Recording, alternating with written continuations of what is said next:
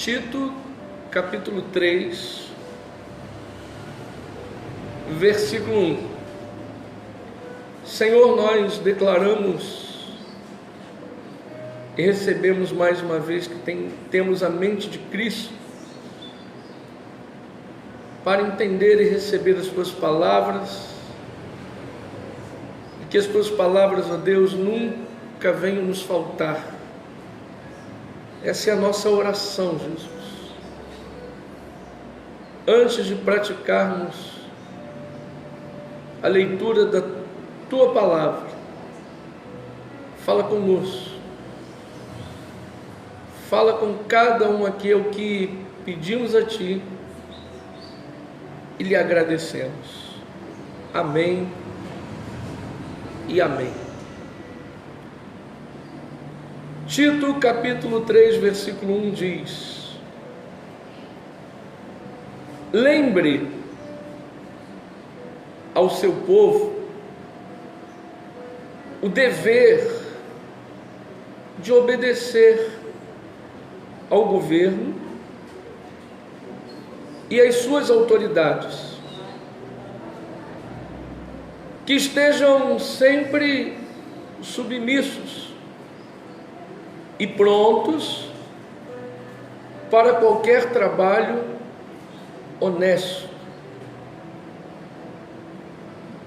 Não devem falar mal de ninguém,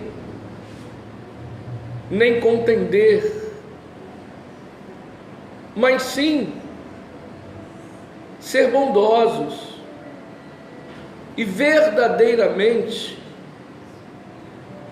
atenciosos para com todos. Antigamente, nós mesmos também éramos insensatos e desobedientes. Éramos enganados pelos outros e nos tornamos escravos de muitos prazeres malignos e desejos ruins. Nossas vidas estavam cheias de rancor, inveja, sendo detestáveis e odiando uns aos outros. Mas quando chegou o tempo de se manifestarem a bondade e o amor de Deus, nosso Salvador, então Ele nos salvou, não porque fôssemos suficientemente bons para sermos salvos, mas por causa da sua bondade e compaixão, pelo lavar regenerador e renovador dos nossos pecados, por meio do Espírito Santo. Por meio do Espírito Santo que Ele derramou sobre nós com maravilhosa abundância. E tudo por causa daquilo que Jesus Cristo, nosso Salvador, fez, a fim de que Ele nos pudesse declarar junto ou juntos justos aos olhos de Deus. Tudo por causa da sua grande graça, tornando-nos seus herdeiros. E agora podemos participar da esperança da vida eterna que Ele nos dá. Esse ensinamento que eu lhes compartilhei é verdadeiro. Insista nele, a fim de que os fiéis não deixem de praticar boas obras o tempo todo, pois isso é bom e útil para todos. Não se envolva em discussões sobre questões tolas e ideais controvertidas ou ideias controvertidas. Afaste-se de disputas e contendas a respeito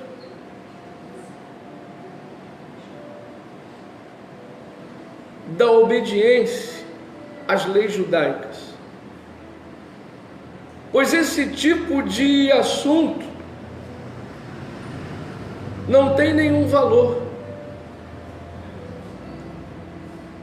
só prejudica. Se alguém está provocando divisões entre vocês, devem ser-lhe feitas uma primeira e uma segunda advertência. Depois disso,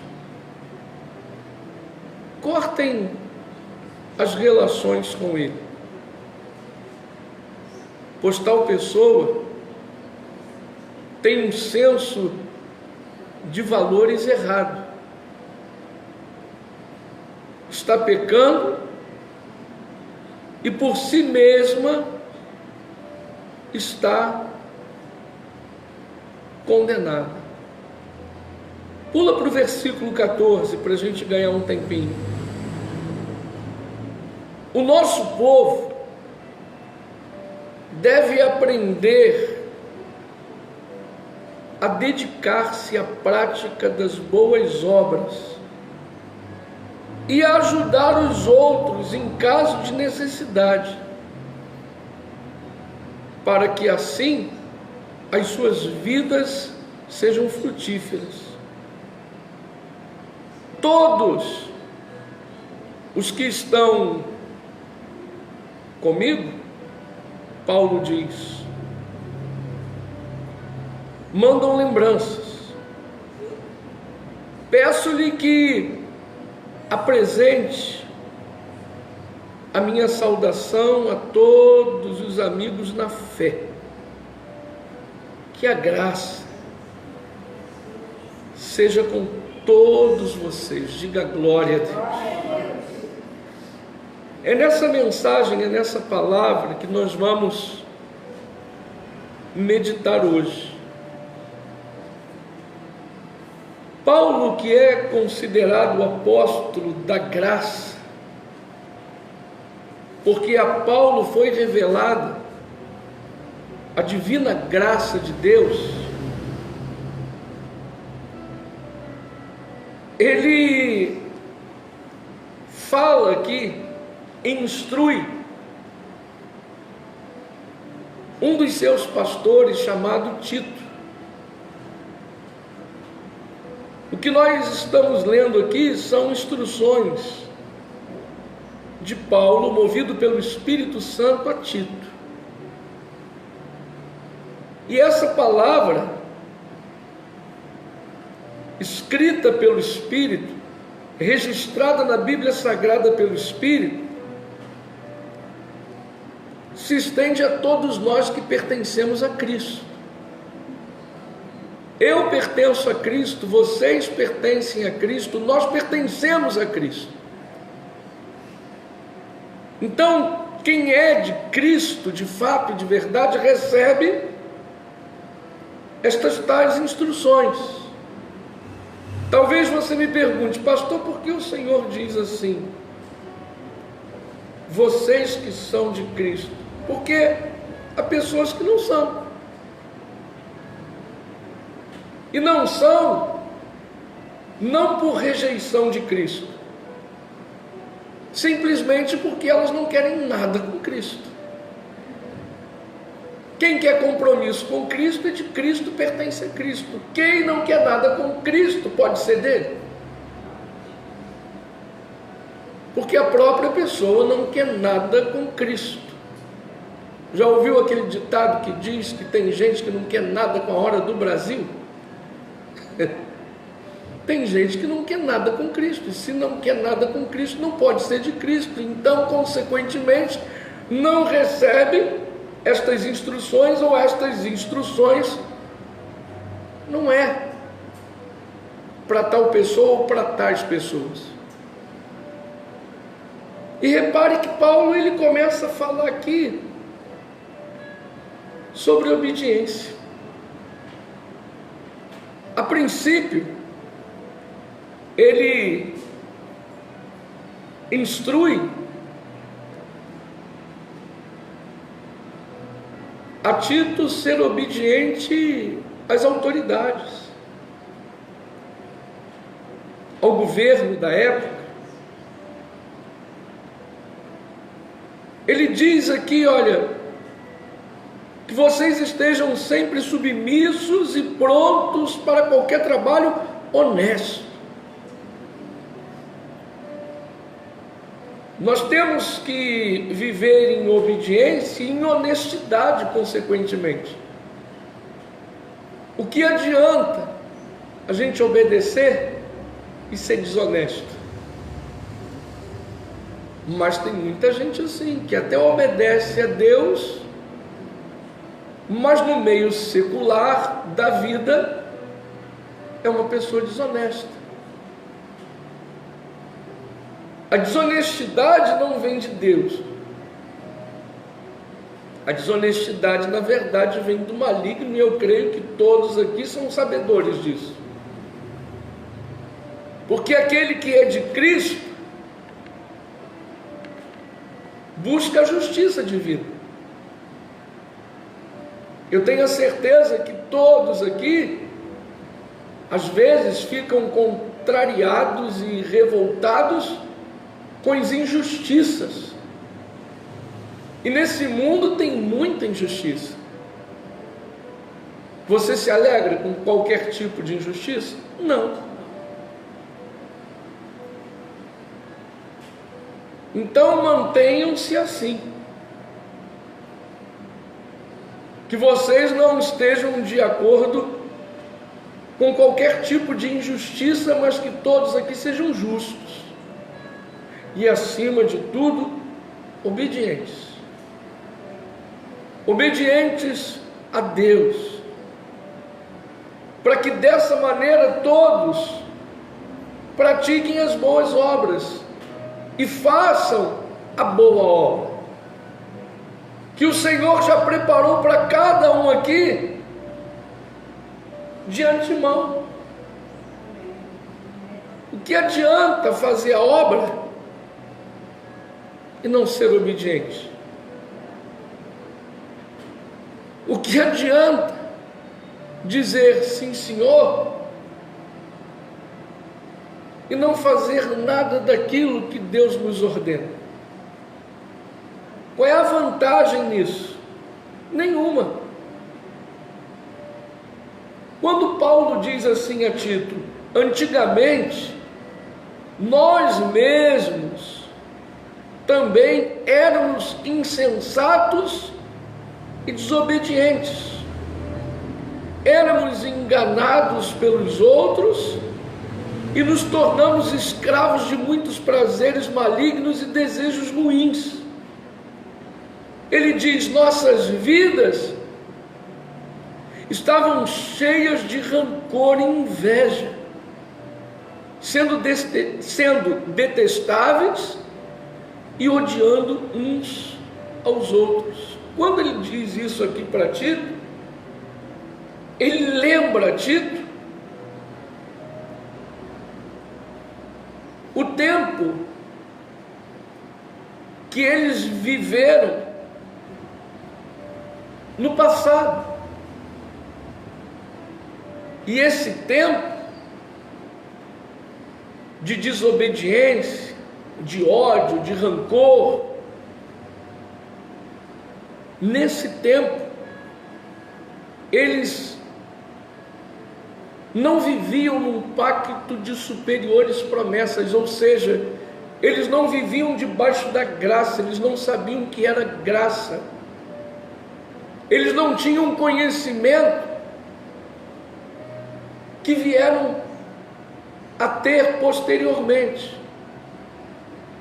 E se você for analisar direitinho, é o mesmo, ou é a mesma coisa que acontece conosco nos dias atuais. Antigamente, quando nós não conhecíamos a palavra que conhecemos hoje, vivíamos na desobediência. Ainda que você não reparasse, não prestasse tanta atenção, todos nós aqui vivíamos na desobediência, debaixo da desobediência. Por quê? Porque fazíamos aquilo que os outros nos ordenavam. Estávamos debaixo de doutrinas humanas e, consequentemente, éramos escravos da religião, dos homens. Repare, veja, se não é ou se não era assim.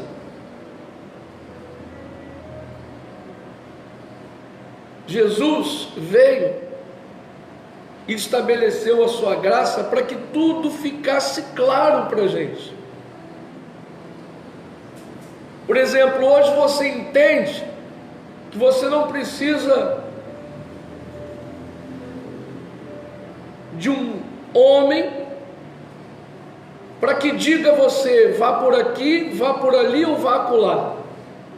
Hoje você não precisa disso. Por quê? Porque você tem a consciência que o Espírito Santo dirige a tua vida e guia os teus passos. Hoje você tem a mente aberta e os olhos iluminados para o Evangelho. Antes, éramos cegos. O que os homens diziam, nós fazíamos. Não era assim? E como era a nossa vida? Sem forma e vazia. Achávamos que estávamos fazendo ou praticando as boas obras, mas na verdade a gente fazia tudo aquilo que não provia de Deus, tudo aquilo que não prestava, era o que praticávamos. Graças a Deus, os nossos olhos foram iluminados.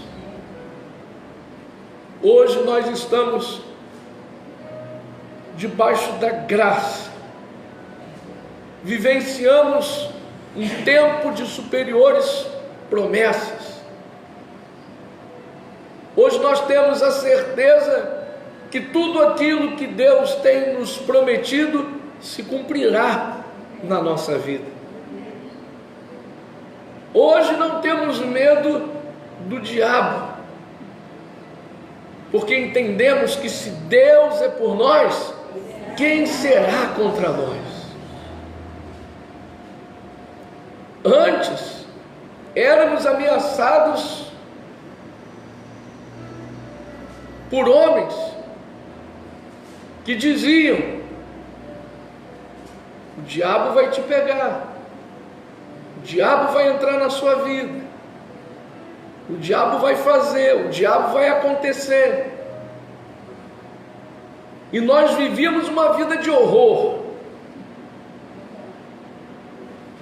Hoje nós entendemos que maior é Deus na nossa vida. Hoje nós entendemos perfeitamente que somos de Deus, e aquele que é de Deus, o maligno não pode tocar. Diga glória a Deus. Diga: eu recebo essa palavra. Aleluia! No outro tempo, vivíamos com os nossos olhos tapados, na escuridão, totalmente na escuridão. É o que eu sempre digo para vocês. Eu não lhe proíbo de nada. Eu prefiro deixar o Espírito Santo mostrar para você a realidade da vida. Porque é assim que nós criamos raiz no Evangelho. Sem o homem ter que interferir. Quem está de acordo, diga glória a Deus. E o que a gente vê hoje são homens que se dizem pastores, dando pitada, se metendo, se intrometendo na vida dos outros. O verdadeiro pastor, ele cuida desse jeito, dessa maneira. Você lê a Bíblia, principalmente no Novo Testamento, de capa a capa, você vê Jesus se metendo na vida de alguém? Ele só instrui. Ele só diz assim: olha, é melhor que seja assim.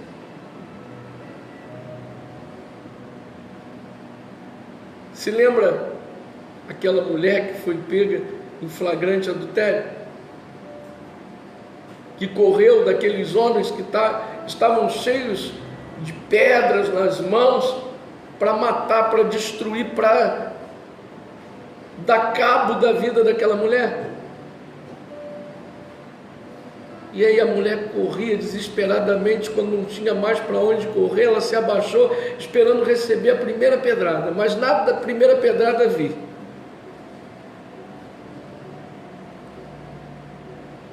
E ela não havia nem reparado que Jesus estava do ladinho dela.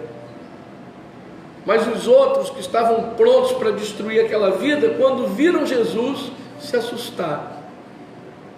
Um olhou para o outro e eles pensaram: e agora?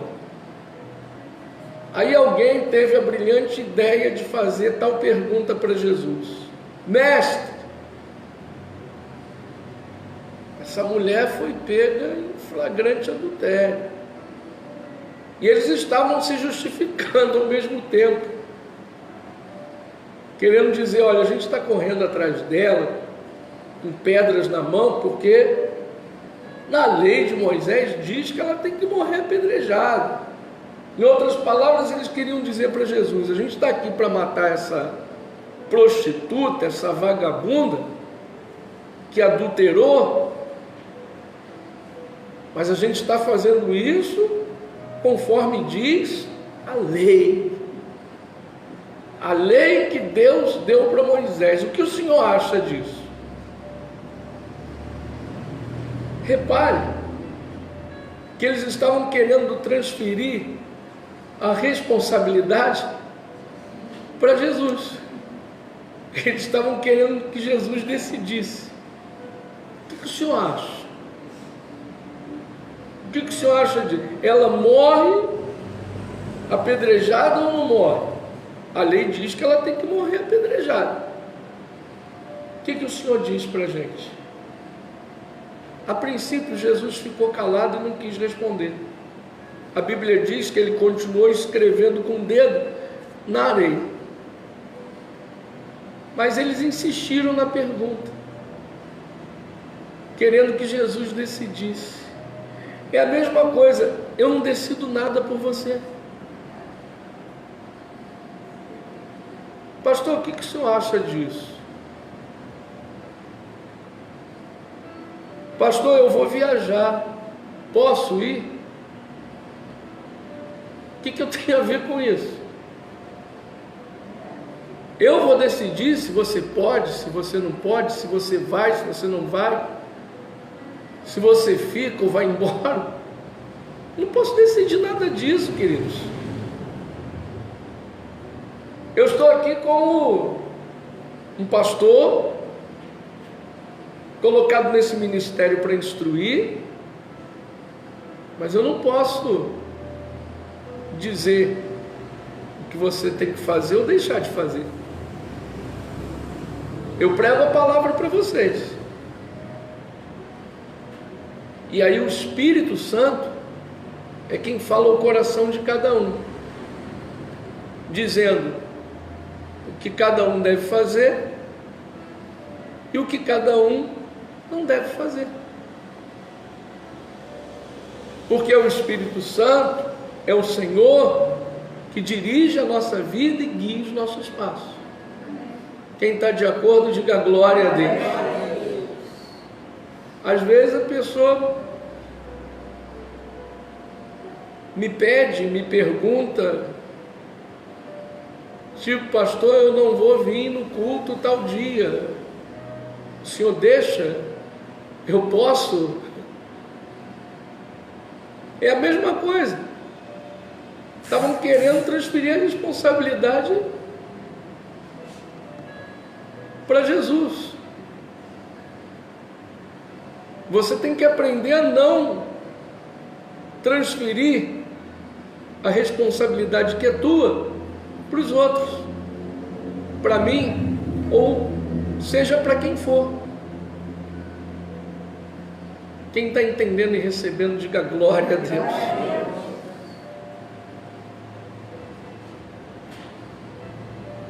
Pastor, mas tem que ser assim? Meu irmão, minha irmã, é assim. Insistiram na pergunta com Jesus: o que o Senhor nos diz? Jesus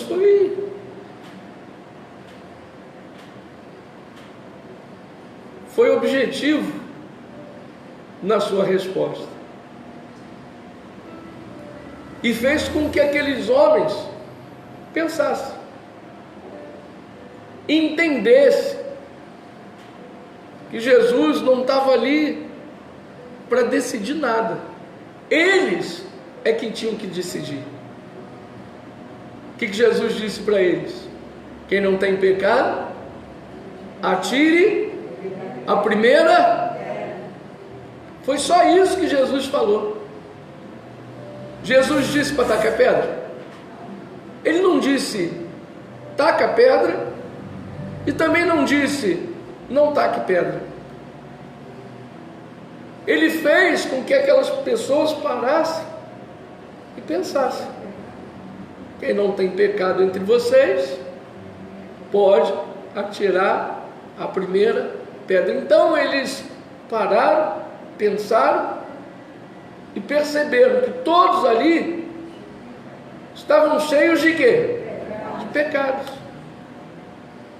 E quem decidiu não tacar pedra naquela mulher foram eles. Foram eles mesmos. Cada um largou a sua pedrinha e como diz o outro, vazou. É verdade ou não é? Não ficou nenhum para contar a história. Grande advogado. Uma palavra simples.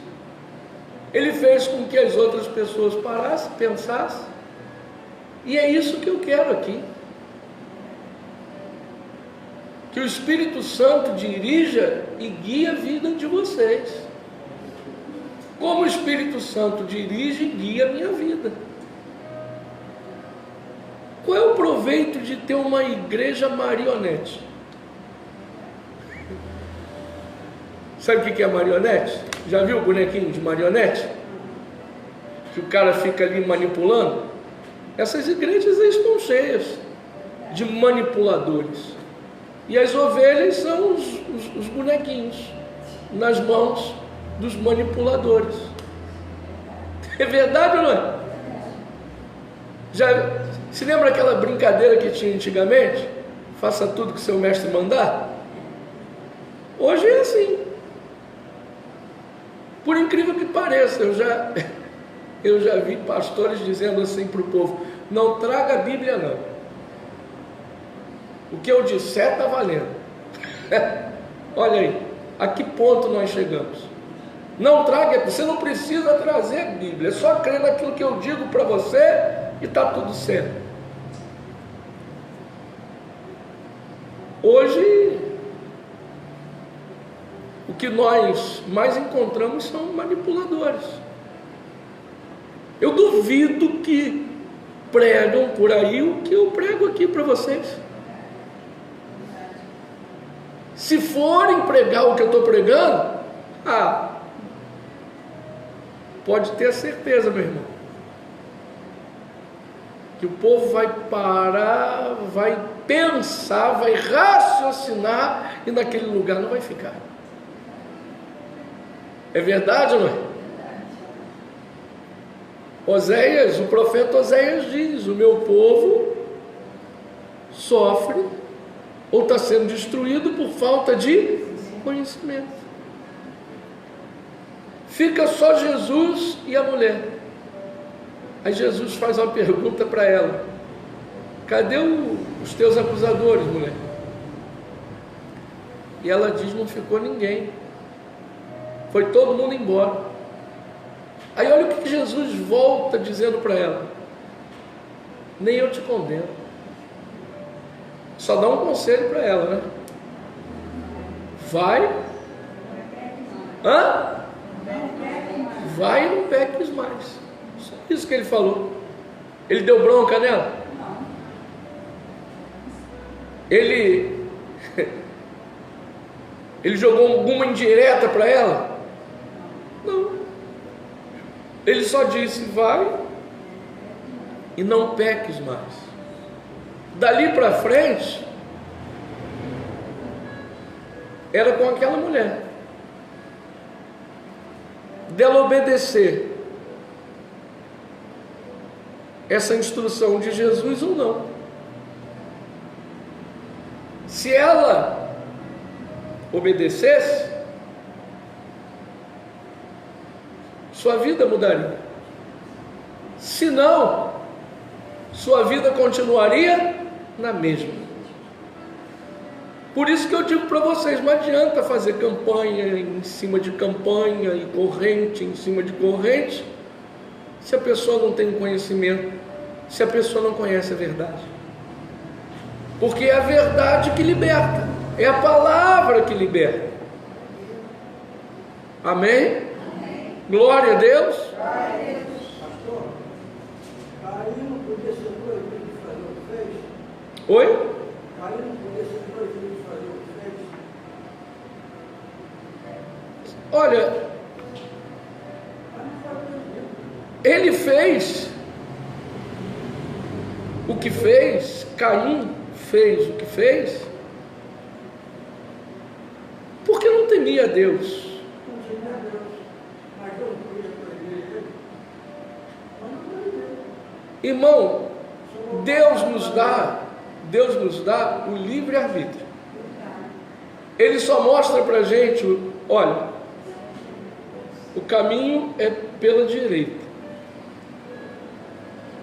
O caminho da direita é um caminho bom. Ele diz assim para a gente: ó, a porta é estreita, esse caminho é apertadinho, mas lá na frente vai te levar para a salvação. Mas ele também diz: ó, o caminho da esquerda, a porta é larga, o caminho é bem espaçoso, mas no final desse caminho você vai estar perdido. Aí ele diz assim para a gente: escolhe. Na verdade, Caim escolheu aquilo que não provia de Deus. Por quê? Tudo nos leva a crer que ele não era uma boa semente, porque para fazer o que ele fez, só sendo uma semente ruim, porque tem a semente boa que dá fruto, e tem aquela semente também que não presta, que não serve para nada. Então ele fez o que fez, primeiro porque não temia Deus. Segundo, porque ele mesmo escolheu fazer o que ele fez. Ele mesmo decidiu. Por exemplo, nos dias atuais, nos dias de hoje, como eu disse e tenho dito, todo mundo aqui sabe o que é certo e o que é errado. Cada um aqui escolhe fazer o certo ou fazer. Cada um aqui pode escolher aquilo que é errado, pode. Mas todos nós sabemos das consequências.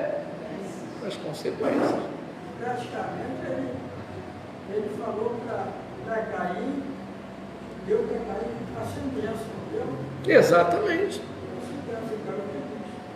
Então, é exatamente isso. Exatamente isso. A Bíblia diz que Deus coloca à nossa frente o bem e o mal. E diz, ó, escolhe. Às vezes a pessoa diz assim,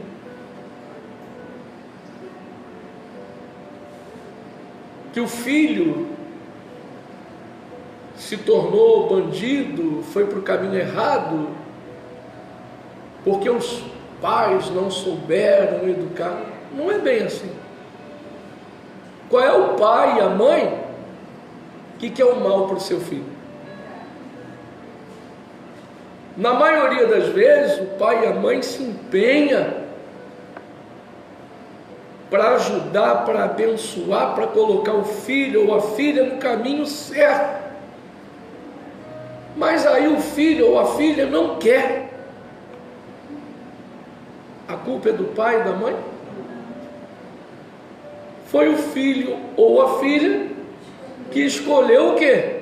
O caminho torto, o caminho errado, escolheu aquilo que não presta. Não é verdade?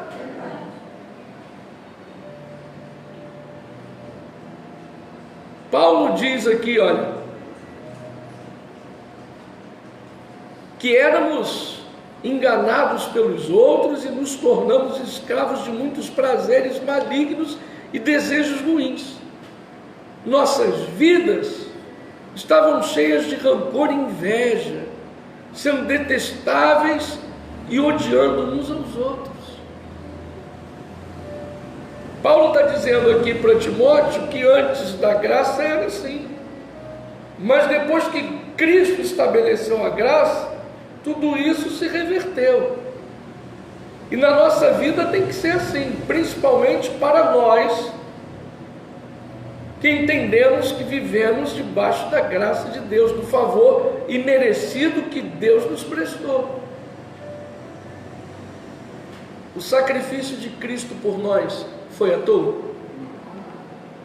Ele pagou um alto preço para quê? Para que hoje cada um tivesse uma vida, e uma vida abundante, uma vida abençoada, uma vida completa. Glória a Deus. Mas vai de cada um querer essa vida abundante ou não. Vai de cada um obedecer ou não obedecer.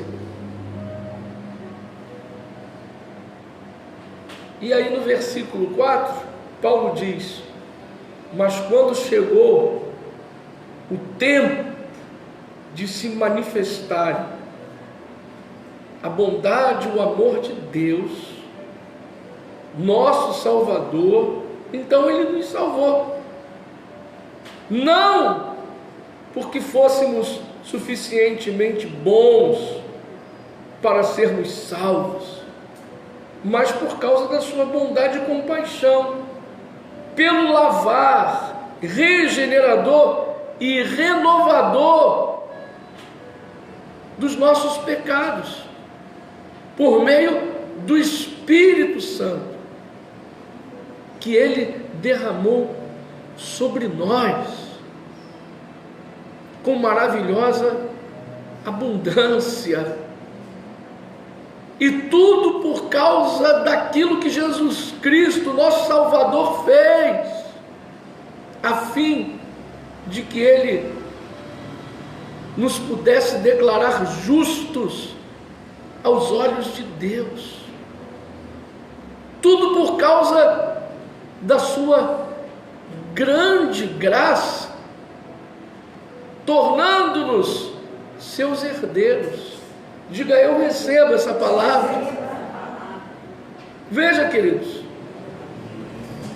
um detalhe aqui. Quantas pessoas eu vejo buscando o Espírito Santo? Quantas pessoas estão nos templos religiosos dizendo: vem Espírito Santo, vem Espírito Santo, Espírito Santo, venha sobre a minha vida, quando a Bíblia diz que Ele já derramou o Espírito Santo sobre nós. E aí é uma questão de fé. Você crê que o Espírito Santo já está em você? Quem crê, diga glória a Deus. É uma questão de fé. Nós cremos que o Espírito Santo já foi derramado em nós, está em nós, se move em nós. Então, eu vou buscar aquele que já está em mim? Não. Eu vou caminhar crendo que o Espírito Santo está comigo aonde quer que eu vá, aonde quer que eu esteja. E o Espírito Santo, Ele não está em nós só no templo. O Espírito Santo está em nós aonde quer que cada um esteja. Se você estiver na padaria do seu Mané, o Espírito Santo vai estar lá com você. Se você for no supermercado, o Espírito Santo vai estar lá com você. Na sua casa, Ele está o tempo todo com você. Aonde você colocar a planta dos seus pés, o Espírito Santo está com você, se faz presente na sua vida. Você pode dar um glória a Deus aí, queridos? Aleluia! Como é maravilhoso a gente saber disso. Tem reunião para buscar o Espírito Santo. Nós nos reunimos aqui para adorar Ele, para exaltar o nome dEle, não para buscar aquele que está dentro da gente.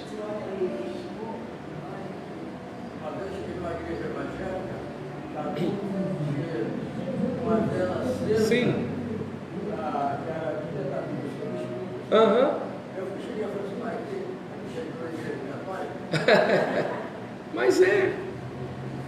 Mas tudo isso acontece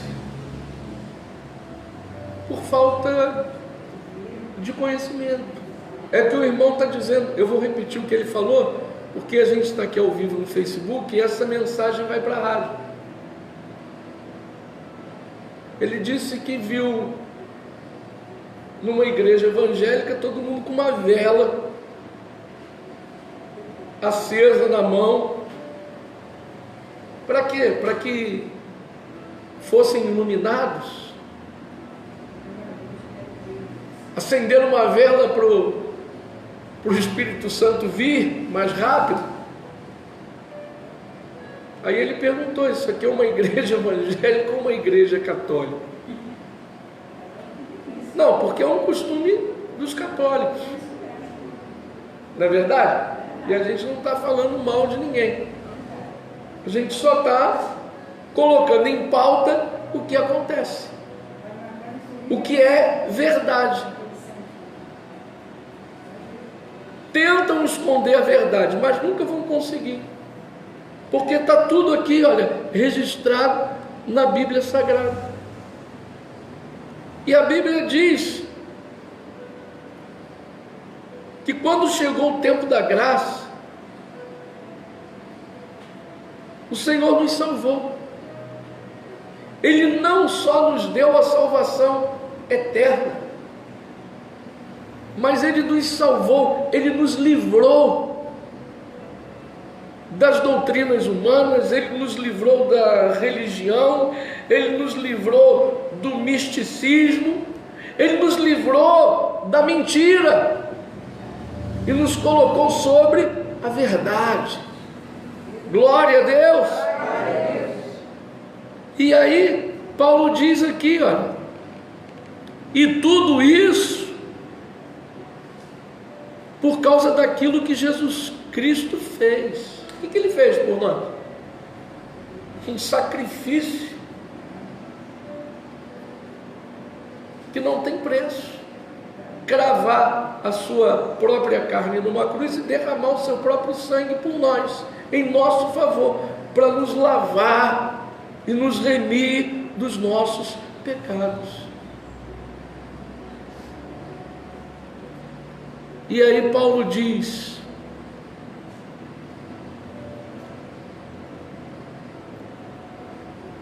que foi pela graça, pelo favor que Ele nos fez. E ele diz: e agora podemos participar da esperança da vida eterna que Ele nos dá. Irmãos, receba o que está escrito lá em Efésios 2:8. Está escrito o quê? Pela graça eu serei salvo, ou eu já sou salvo? Pela graça eu já sou salvo. Não você? Já sou. Mais uma vez entra a questão da fé. Sou salvo. E ponto final. Porque pelo favor que Cristo me prestou, Ele consumou tudo e todas as coisas em meu favor. Diga glória a Deus. Aí ele diz assim, olha, esse ensinamento que eu compartilhei contigo, Tito, é verdadeiro. Aí ele diz assim: insista nele. É o que eu digo para vocês. Às vezes pode parecer para algumas pessoas que eu sou repetitivo, mas a questão não é ser repetitivo, é insistir no Evangelho, é estar sempre falando a mesma coisa sempre, todo dia, o dia todo, porque em nós não há contradição. Cada um aqui deve ter uma opinião bem formada acerca do Evangelho. O Evangelho é isso, é o que pregamos, o que recebemos. Isso é o Evangelho. Cada um aqui deve ter essa posição bem formada dentro de si.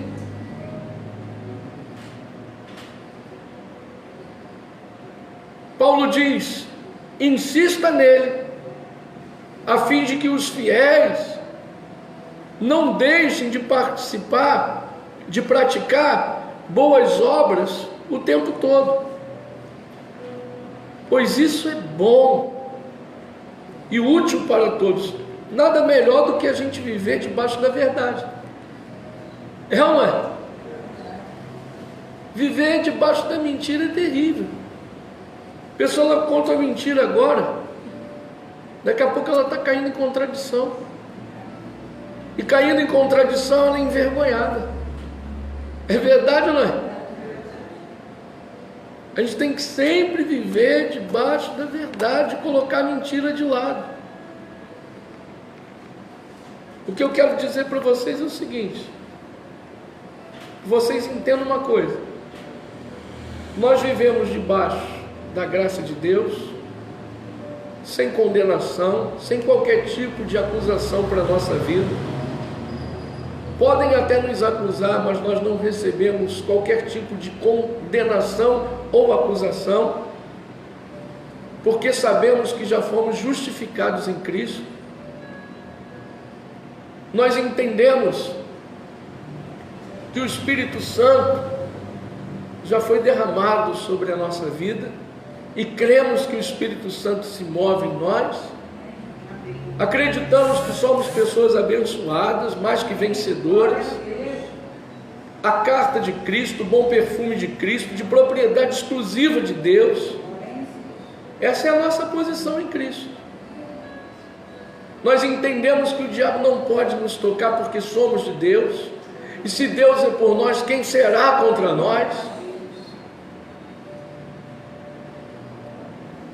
Nós entendemos que tudo colabora para o bem daqueles que amam a Deus, ou seja, nós que amamos a Deus entendemos que tudo, no final de tudo, tudo vai sempre dar certo para a gente.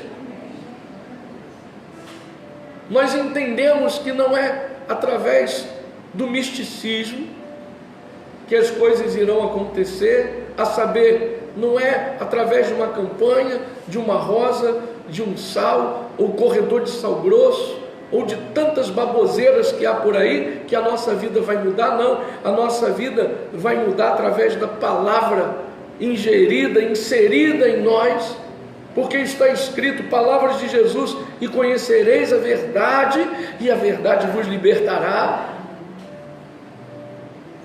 Entendemos que somos protegidos o tempo todo pelo Senhor e pelos seus anjos que estão acampados ao nosso redor. Essa é a nossa posição em Cristo. E se alguém discorda, o problema é de quem está discordando, porque nós não vamos mudar a nossa posição em Cristo. Nós vamos até o fim com o Evangelho. E aí, Paulo traz a seguinte orientação, no versículo 9. O que nos cabe é o seguinte, é pregar a palavra. Tem gente que vai receber e tem gente que não vai receber. Jesus, ele diz lá em Marcos 16, né? E de pregar o Evangelho a toda criatura. 16. Aquele que crê e for batizado, será o quê? Mas aí ele também diz, e aquele que não crê, será condenado. Vai ser condenado pela sua própria consciência, pelos seus atos, pelas suas atitudes. Não é verdade? Repare que Jesus, ele tinha consciência de que nem todo mundo receberia a sua palavra. Ele mesmo. E às vezes, as pessoas querem colocar a Bíblia dentro da cabeça dos outros. Meu irmão, não é por força nem por violência. O que nos cabe é pregar e ter uma posição bem formada em Cristo. Se a pessoa receber, amém. Se ela não receber, esse ano agora nós vamos sair para evangelizar. Quem quiser receber a palavra, amém. Quem não quiser, não fique chateado, porque não quiseram te ouvir, ou porque não quiseram receber um folhetim com as informações do nosso ministério. Tem gente que quer e tem gente que não quer. A vida é assim, e a gente tem que viver nessa sã consciência. Diga glória a Deus. Aí ele diz aqui no versículo 9, olha só: não se envolva em discussões sobre questões tolas e ideias ou ideais controvertidas. Afaste-se de disputas. Olha aqui, repare que o que mais há no meio religioso são disputas. Para que você entenda melhor, é uma igreja querendo ser melhor do que a outra. Porque a minha igreja é mais cheia. Na minha igreja a banda que toca lá o louvor é melhor. É disputa. Eu não preciso ir longe para ver isso. É disputa, todo mundo disputando, todo mundo querendo ser melhor no templo. Melhor igreja, a igreja mais bonita, a igreja mais cheia. O que você vê aí Eu estou falando uma besteira? É verdade.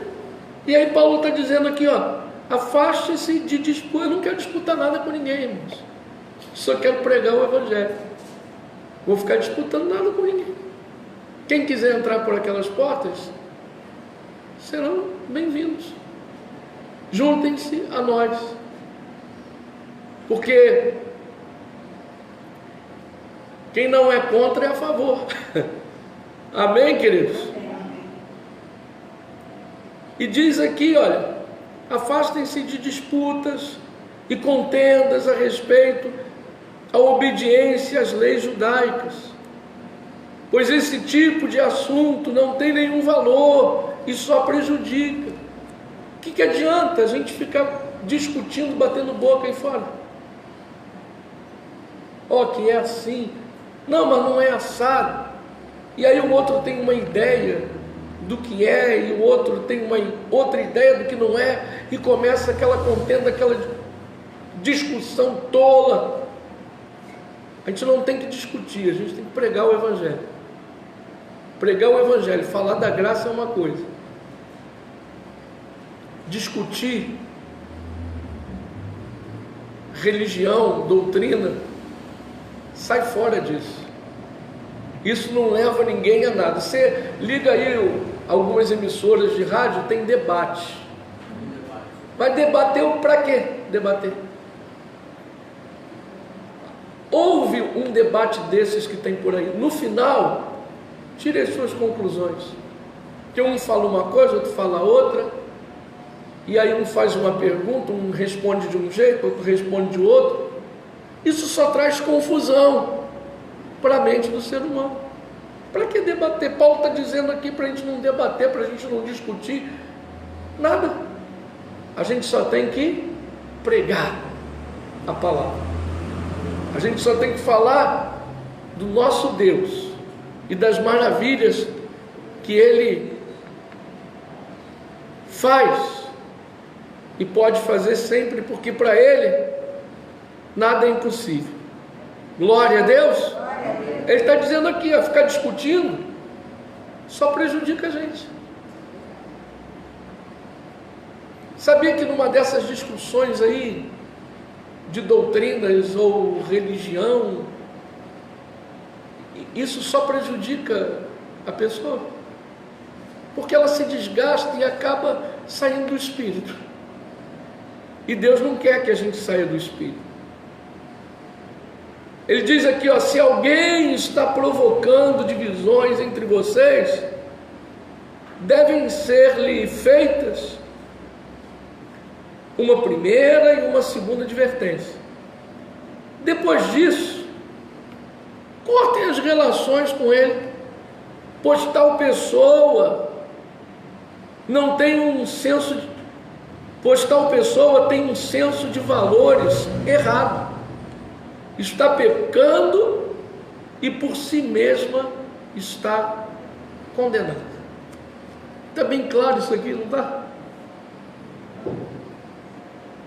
A pessoa que quiser discutir com a gente adverte uma vez, dizendo, ó, não estou aqui para discutir contigo.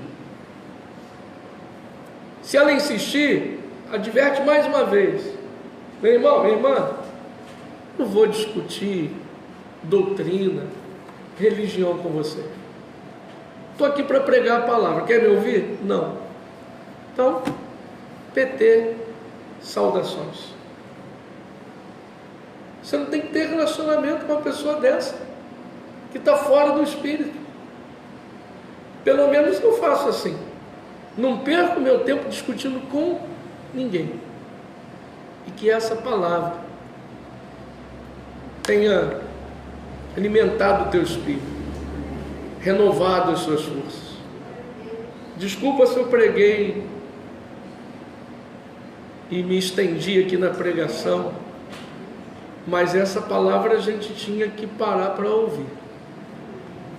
Essa palavra, essa mensagem vai para a rádio e está na internet, está no Facebook. Daqui a pouquinho eu vou colocar essa mensagem no YouTube, no site da igreja. E é uma palavra dessa que tem que ser compartilhada a muitas pessoas, porque nem todo mundo prega o que eu preguei aqui para vocês. E eu falo isso não com soberba não, porque é a realidade.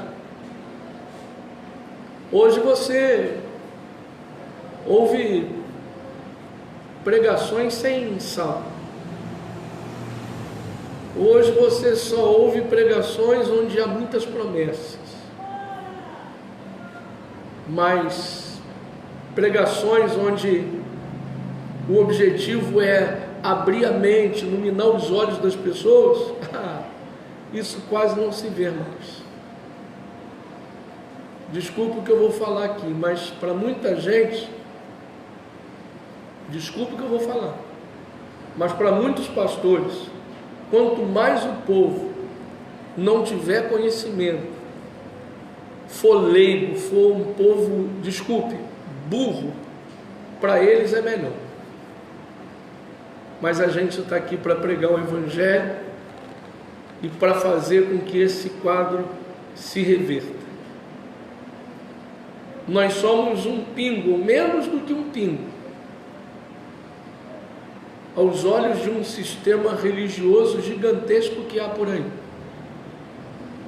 Mas nós não podemos nos calar. E se a gente insistir, a nossa recompensa vem de Deus. Você pode dar um aplauso forte para Jesus? Que Deus te abençoe abundantemente.